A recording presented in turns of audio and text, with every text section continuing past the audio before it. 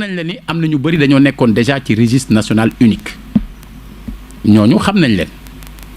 puisque ñenn ci ñooñu ñoo doon am par exemple bourse familiale du ñëpp nag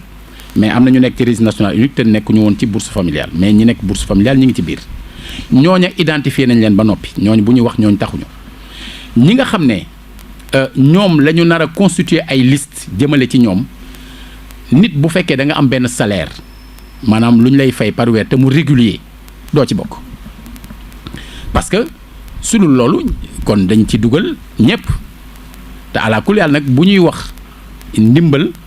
mais pour ñi ko yeyoo ñoo tax ñuy wax dafa mel ne rek sarax du ku nekk moo ko war a jot alors donc ci cadre boobu nit ñi ñoo war a toog waxuñu kenn jóg di dem ci benn institution di jëli parce que suñ ko defee li ñuy tere day am mooy dajaloo nit ñi dañ toog seen biir kër ñun ñi nga xam ne dañ leen fi nekkal suñu rôle mooy fexe ba kenn ku nekk ci Thiès gi ñun ñu xam la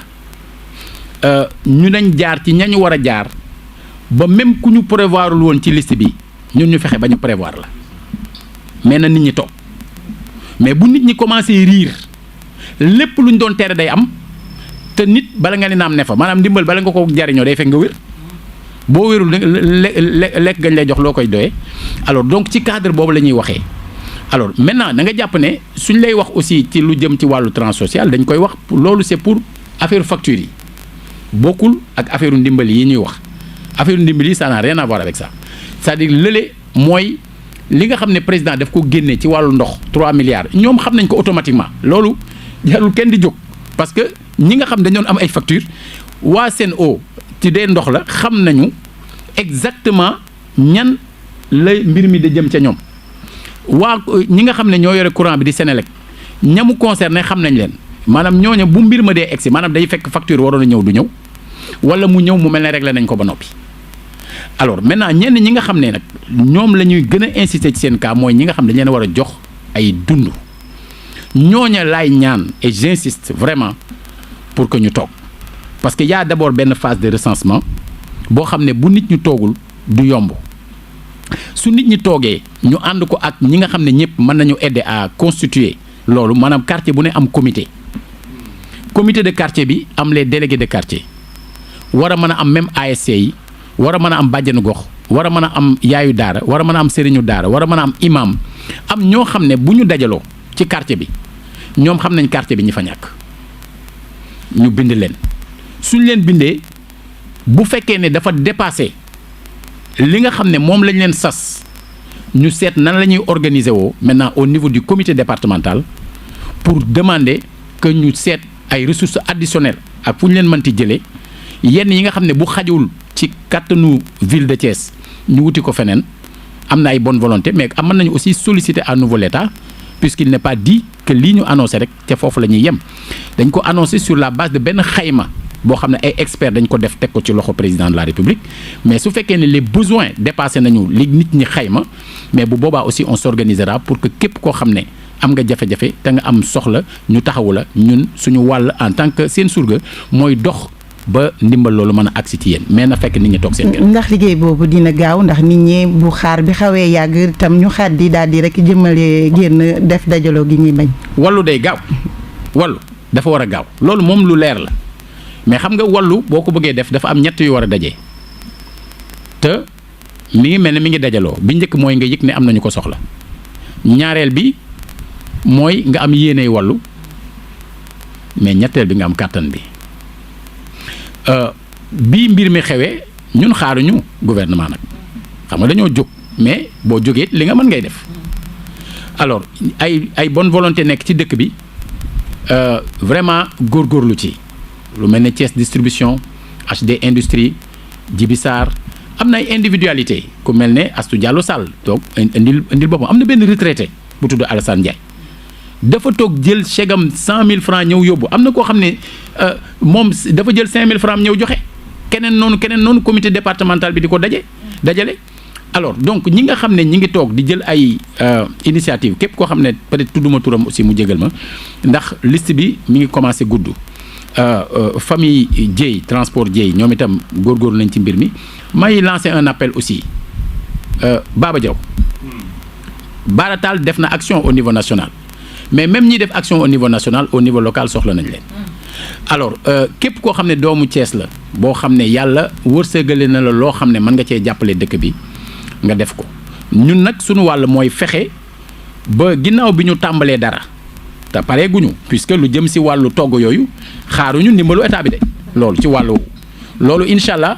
mën naa am yaakaar ne ci biir semaine bi dana tàmbali moom bu jàmm rek day xew maintenant bu ndimbalu état bi ñëwee dolliku mu gën a gaaw mais on fera tout pour que ñu gaaw incha allah. moo mel ni yegg nañu ci cëppandaw suñu émission ñu doon dalal suñu yaay Adja Arame Seck réseau yaayu daara yi waaye tamit dalal monsieur le maire Talla Sylla si li nga xam ne rek mooy xeex bi ñu sumb jëmale ko ci feebaru coronavirus xanaa monsieur le maire ñuy tëj rek am na lu ñu for sànq ci weewu béy ne feebar bi fii ci Thiès gis nañ ci deltu ginnaaw boo xam ne am na solo lool mu doon rek liggéey bi ngeen xam ni sumb ngeen ko léegi ban jéego ngeen di def ba ñu maintenir loolu xeex bi gën a mën a am solo fii ci Thiès. xam nga dañuy wax ne li nga jàppoon ba am lii bu ko bàyyee te jig na la nit ñi bi ñu góorgóorloo ci yenn yi toogandi mi ngi def ay résultats il faut nit ñi bàyyi jaabante bi baagante bi ak taxawaalu bi parce que loolu lay bañ bu fekkee nit ñi def nañu effort ba téye yëf yi suñu góorgóorloo tuuti rek ñu am bunt te nit ñi bañ a dem bàyyi dem dëkk ak dëkk bi parce que dëkk ak dëkk bi di nga jël yóbbu di nga ko jëli indi ci dem beeg dikk bi loolu am naa yaakaar ne su nit ñi góorgóorloo tuuti rek